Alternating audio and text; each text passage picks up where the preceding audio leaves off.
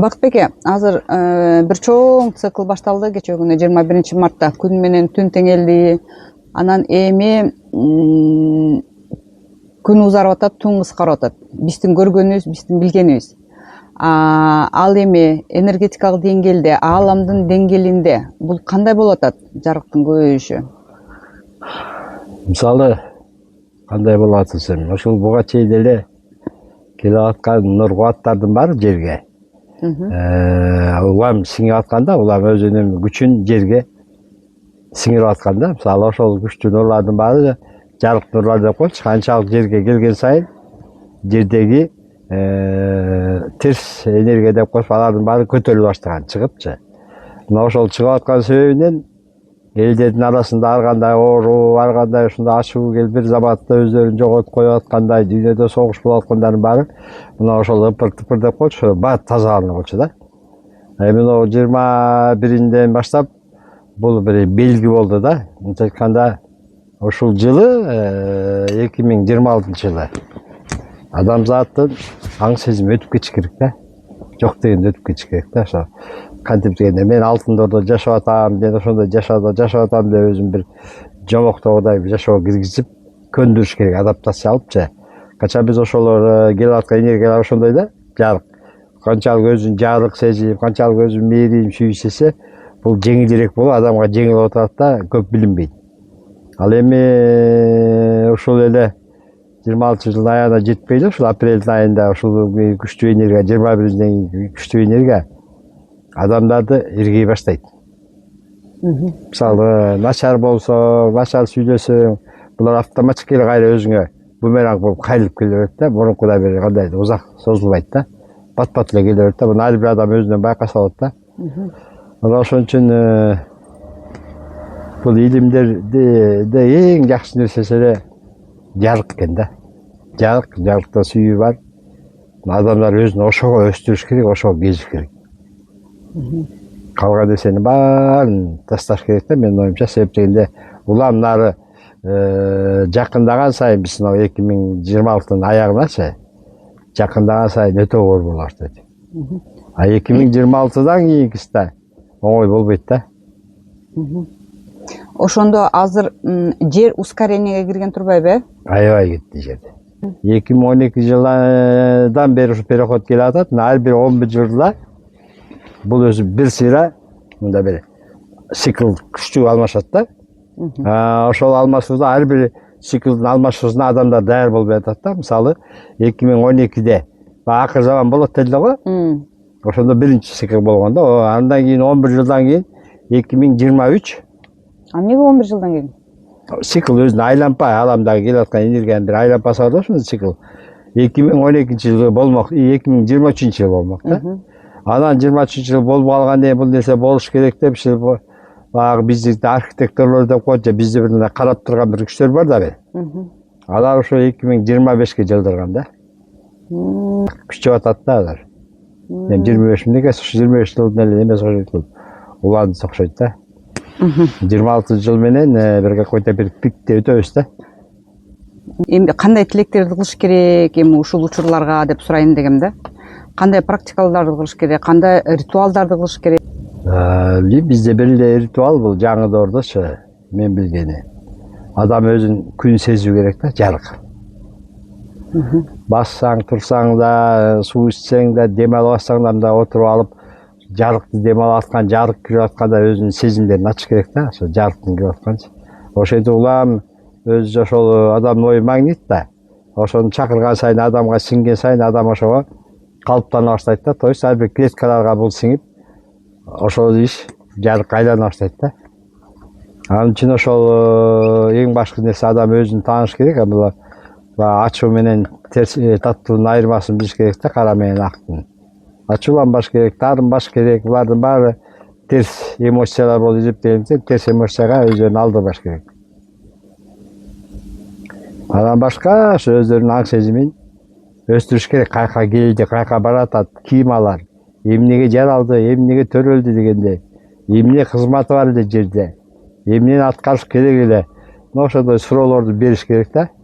Мындайча айтканда, адам өзүнүн акылына эмес, ички дүйнөсүнө кириш керек. Бактбеке, ошону сиз жана айтып атпайсызбы? Азыр бумеранг болуп бардыгы ускорение болуп атат депчи. Ошондо жакшы ойлорубуз деле ошентип бат эле аткарылат да? Жаман ойлордой эле. Айырмасы жок, баары бат аткарылат. Бүт бат аткарылат. Баардыгы аткарылат, Анан мен уктум да маалыматтычы Бактбеке. Негизи адам башатын деле ошол 5-чи измерениеде жашаган деп. Азыр биз ошол 5-чи измерение деп өзүбүздүн башатыбызга кайтып атабыз деген сөздү. Так, ошондо айтылат, анан негизги нерсе баардыгы эле жер чоң сыноо да, чоң сабак. Анан биздин жандар бир эле 5те эмес, бар келе 6да, 7де болуп жашап келгендер бар. Арабыздачы.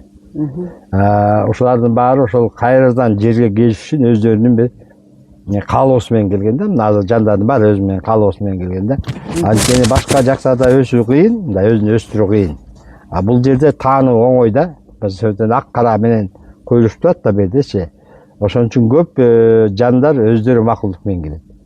Жанагы келип алып аткарып алган жандар эмес, атайын бир өзүнүн немеси менен келген жандар көп да. Мисалы миссиясы менен. Мисалы мындай карап көрсөңөр, адамдын арасында баары эле врачтарды алалы же ученыйларчы.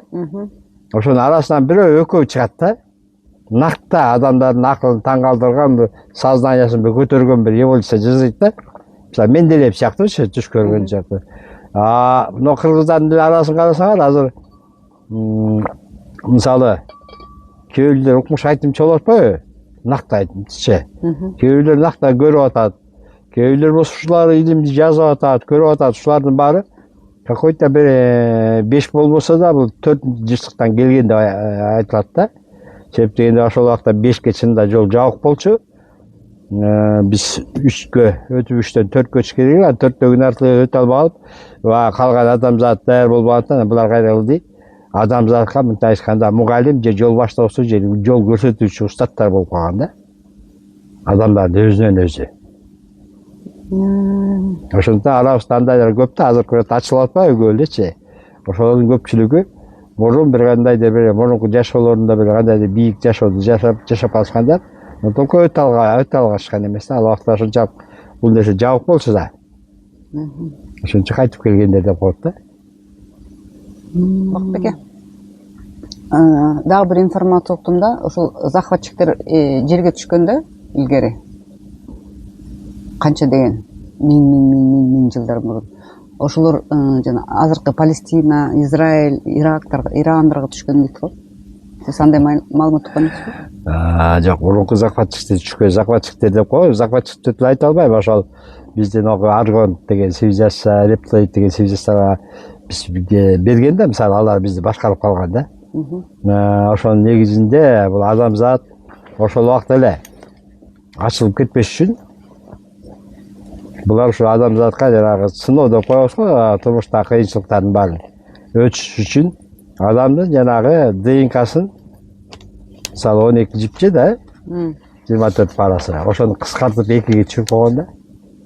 Ошондо бизде 2 эле мунакчасы иштеп турган буга чейин.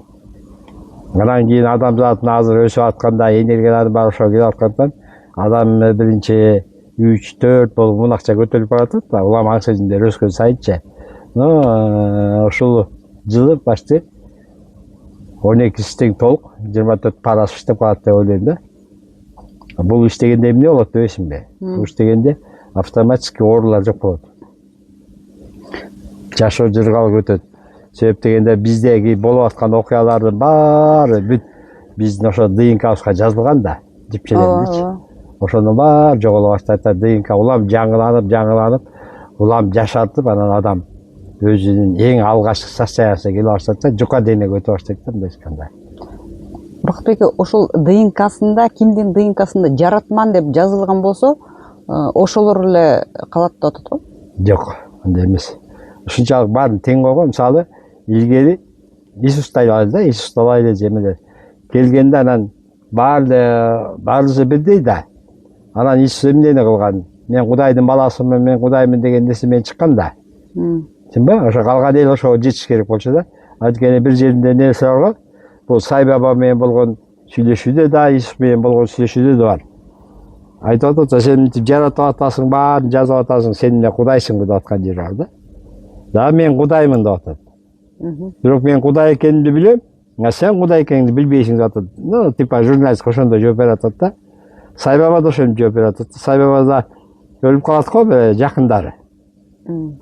Анан өзүнүн эле жакындары келет. Бир жаш менен бир картаң өлүп калат да. Анан айтат, сен ушунча жаратып атасың, бар. Сен буларды бизге кая тирилтип бер дейт да. Анан макул деп кирет да, анан кийин тиги бирөө картаң примерно канча картайып калса керек да, бирөө жаш. Анан картаңын ойготуп тирилтип берет. Жашты тирилтпей коет да.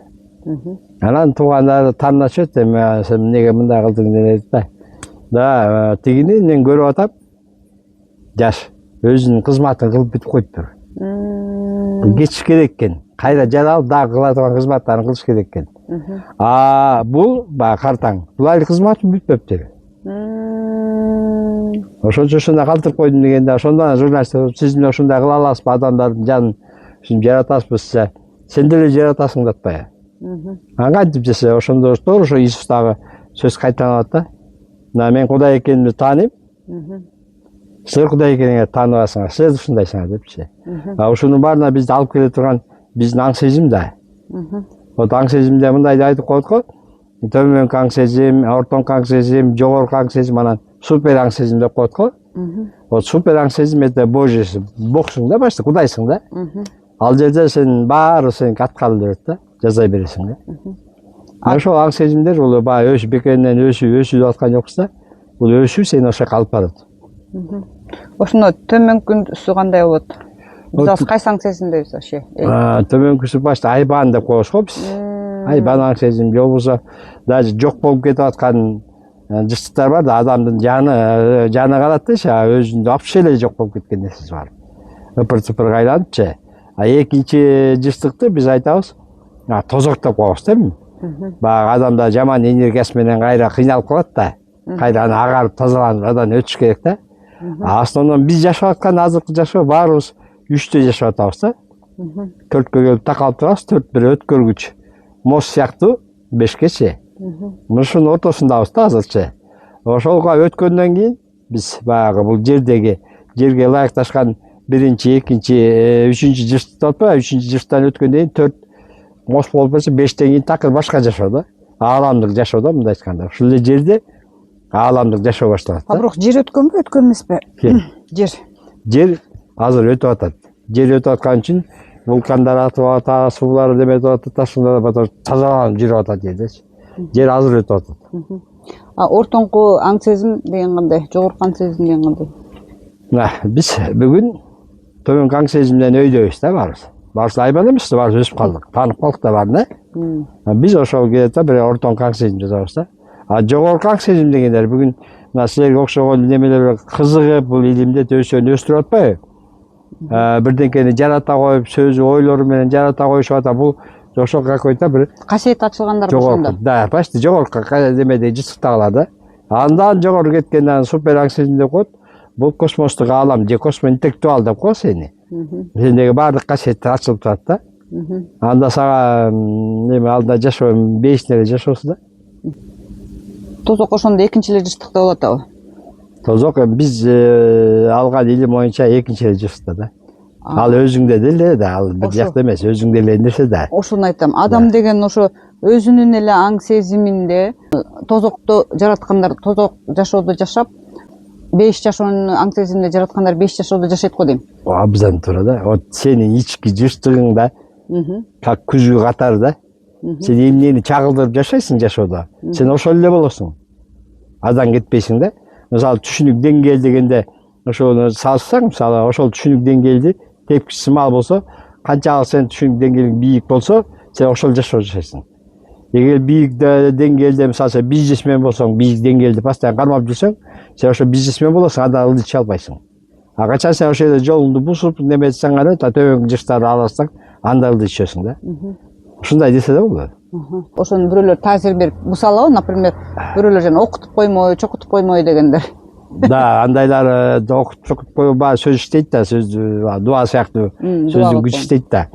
Эми ошодон сен бийик болсоң болуш керек да. Мисалы сиз жарык болсоңуз, жарык деп атпайлыбы? Жарык болсоңуз, жарыкты кыргыздар эмне айтат? Сага аткан окта келгенде дейт, жаныңа келгенде кирбей, ээрип кетет дейт да. Келаткан ок. Бул эмне деген? Бул сен ушунчалык жарыгың күчтүү болсо, сага окку табылсам, эмне кыла сен даже өлтүрөйүн деп атап, сен эчтеке кыла албайт. Сен шунчалык свободный болосуң да. Ошол жарык да. Жарык деген Иисусту деле асып койгонго ал деле жарык эле го. Иисус асып койгондо Иисус адамзаттын күнөөсүн мойнуна алып атпайбы? Адамзаттын күнөөсүн өзүнүн өмүрү менен жанга жан кылып аткан сыяктуу ошол нерсе менен алып кетип атпайбы? Алып кеткен себеби ошол бүгүнкү күндө биз ал убакта сүйүүдү алып келген Иисус. Ошо алып кеткен ошодо. Ошол сүйүүгө бүгүн биз жетип атпайлыбы? Ай сүйүү бар экен, сүйүү деген мындай экен деп баары сүйлөй баштаарбы? Эмесе сүйүү десе эле биз уялып калачык да, бир эки адамдын ортосунда сүйүүнү калып алчык да. Жок, бул сүйүү деген такыр башка нерсе. Азыр чыгып атпайбы. Биз ошого баратабыз. Иисустун аман сактап калганы адамзатты мына сүйүүнү алып келген, бүгүн баары сүйүүсүгө өтүп аткан дейт. Бул ошондой саналат да. Бакытбек эке, эми ушунун баардыгы, например, жер 13,5 миң жыл уктаган го Кали-югада. Азыр Сати-юга деп атпайсызбы? Ошол жер уктаган үчүн бизде ошондой аң сезим болгон да турабы, төмөнкү аң сезим. Ошон үчүн жанагындай жогорку ачылыштар болгон эмес. Элдердин баары биринчи, экинчи жыштыкта жашаган. Же болбосо тиги инопланетяндар келип басып алгандыктан, бизде жана баскынчылар басып алгандыктан ошондой болгонбу? Жок, өзү жана айтпайбы, сыноо сыяктуу кылып, ошол бир матрицага киргизип койгон да бизди. Ошол матрицада мисалы айланып жүрдүк да. Төрөлдүк, өлдүк, кайра айландык иши кылып, бирок все равно өсүү токтогон жок. Эң башатында сен ширеңке чакканды билбесең токойдочу. Анан тал күйүп кетип чагылганчы, анан адан түшкөнгө тиги эт бышып калып малдын эти, аны жеп, анан ошентип от сактап, отты өстүргөн сыяктуу эле да. Биздин сознание токтогон жок. Ал өсүп келатты. Эми акыр убагына келгенде баягы өзү жетилди да. Эми ошол матрицада баягы колесо сансары деп коюшат го, айлампа жол. Айлампа жолдон бүгүн чыгып атат баарычы. Айлампа жолдон чыккандан кийин башка жашоо эрежеси такыр эле башка жашоо да. Азыр адамдардын мынагу ДНКсындагы 12 жипченин иштеп башташы эмне таасир берип атат? От келип аткан энергиялар таасир берип атат. Бир, адам ойгонгон сайын өзүнүн ким экенин билгенде өзүнүндөгү ДНКларды өзү ойгото баштады. Себеп дегенде ал жактагы ДНКга жазылып калган нерсенин баарын көмүскө аң сезим деп атпайбы? Ошого кирип өздөрү жаңыдан өздөрүнүн тагдырын жаза баштады да, мисалы мындайча айткандачы. Мурунку эски тагдырын жоюп атат. Бул энергиянын көтөрүлүшү. Да, энергия менен сознание жетип атат да ошого. Сознание жетпесе аны кыла алмак эмес да. Бүгүн азыр кайсы гана кишиден сураа, ой, менин ойлорум аткарылып калып атат дейт. Дегендей болгон эмес да. Себептен энергия ушунчалык бат келди да, бат аткарыла баштады ойлорчу. Только адам аны эмнеге андай болуп атканына адам изилденген жок да. Бакытбек эке, мына 21 март жөнүндө сөз кылып аткандан кийин биздин жана сүмөлөктүн мааниси кандай? Сүмөлөк? Кыргыздар сүмөлөк жазышат го ошо 21-нде. Деги сүмөлөктүн негизги түшүнүгү жоктон бар кылуу, билесиң да? Режим болгондо балдар ачка калганда бир жомоктордо солдат келип бирөөнүн балтаны бир кайнатып деген. Каша жасап тапара. Мына ошондой бир токчулуктун белгисин жараткан да. Токчулуктун белгисиби же наоборот жокчулуктун белгисиби анда? Жок, ошол убакта жок болуп калды да. Анан ошо барчылыктын, токчулуктун белгиси кылып жараткан да. Бул неме айланып кеткен да. Адамдар жаратып, ошо кубанч менен ошондой баягы айланып аткан, өздөрү ошол состоянияга кирип аткан ошо күнүчү. Ушунун баары жаратып да. Алар бүт жаратып, анан булар ритуал болуп кирип кетти да. Анан көптөгөн ритуалдар кирбей калды да элгечи. Мисалы, кыргыздарда баардык нерсе таң аткандан башталат да. Таң атканда таңкы рызкын тосуу же таңкы рызкын кабыл алуу деген нерселерди ала албай калышканда кыргыздарчы көп эле аткарбай калган да. Түштө турат, кааласа түштөн кийин турат. Бирок бул цикл айланып аткан циклдин кандай иштеп атканы менен эч ким иши жок да. Мисалы азыр бүгүнкү күндө адамдар мисалы не менен дем алып атат, аба менен, суу менен азыктанып атат деп койчу. Эми ошо сууду эртең менен турганда, мисалы азыр ошо көрөрмандар неме кылып деп коюшат, өздөрү менен. Ритуал сыяктуучу. Ушуну да кармап туруп таза сууга. Алаканын коюп, өзүнүн ички нерсени өткөзүш керек алакангачы. Анан оозуна колдон келсе кристалл, тузду салыш керек да. Морской деп коет, морскойгочу. Анан ушинтип алып, ушу сууга өткөргүчкүч да сенде сууда. Ушуга заказ берсек, кандай программа салсак, ошо программа өзүнүн иштейт. Мисалы, абсолютный здоровмун, же ушундай мен баймын, суу аркылуу салса болот да, көп эле неме кетпейт, көп болсо 30 секунд кетет. Улам акырын урттап, бирок уртуп атканда адам ошону сезимине салып сезиш керек да. Стеклянный эле стаканга жазып койсо болбойт сыртына. Сууну куюп туруп. Жашканын билбейм, сенден жылуулук өтүш керек да. Вот сенде бар клетка тирүү да. Миллиарддеген клеткалар бар, ошо сен айтканда ошо сен буга сиңип атат, буга берилип атат, кайра өздөрүнө барып атат, по клеточный уровеньде. Анан бул программа болуп салынып атат да. Адамгачы.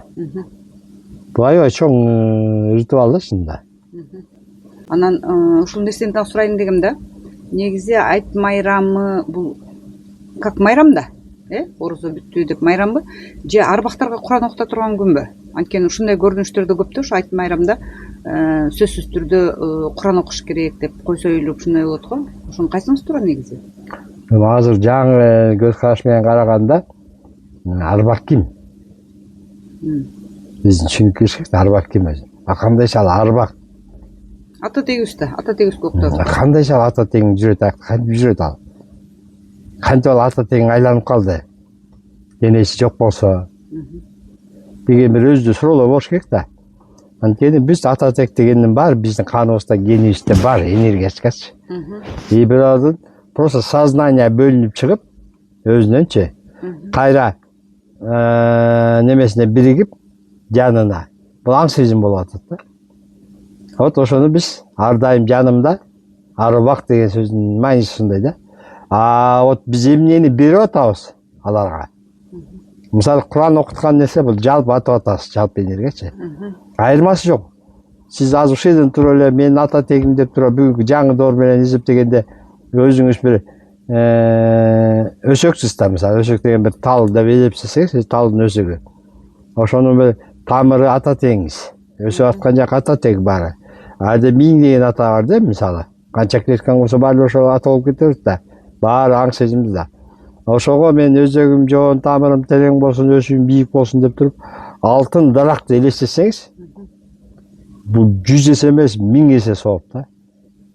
Аталаргачы. Сен аларды бириктирип аткан болосуң, сенин сөзүң тирүү бар тирүү. Аларды баары бир бүтүндүккө алып келип аткан болосуң. Буну жазааңыз жасайт да. Ошону баарын жазып атканда сиз ошондой бир кыялыңыздабы же ошо фантазияңыздабы ошону элестетип ошону жазсаңыз, сезим бул иштейт, аябай катуу иштейт. Керемет. Анда сөзсүз түрдө эле мал союштун деле кереги жок экен да. Жөн эле муну жазып, күнгө деле жазып койсок болот, муну айтып деле күтүштүн кереги жок да. Малды башынан эле айтып бердик, эки эле жолго уруксат берилген экен да. Бири айда жок, жанга жан. Адамдын жанына арачы болуш үчүн соет да. Экинчиси, адам ушунча жакшылыкка жеткенде ыраазычылык берет да.